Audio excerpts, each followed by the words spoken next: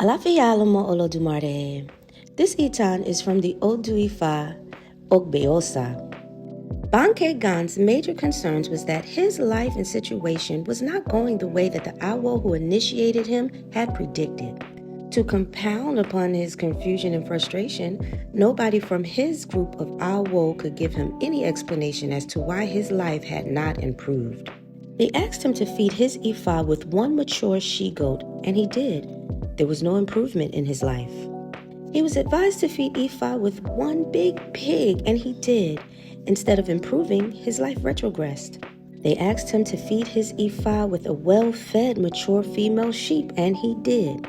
Still, he had no money, no wife, no child, no sound health, no property of his own. In fact, he had nothing to show for undergoing his initiation rites about 5 years prior. He was completely frustrated. His frustration was noticed by all his group of Awo. This was the reason why he was directed to go to the home of the other group of Awo, which he was the offspring of, for Ifa consultation.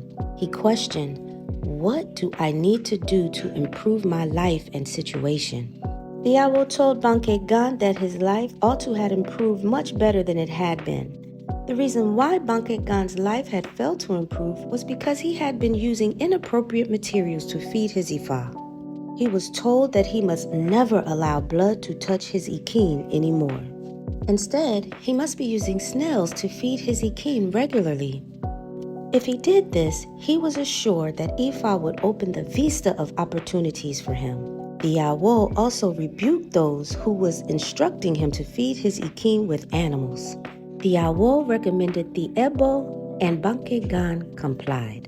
As soon as he did this, his life and condition changed for the better.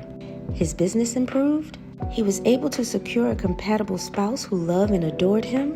The spouse gave birth to many children for him.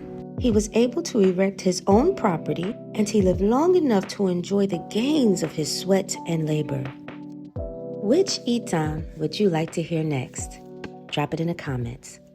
Peace.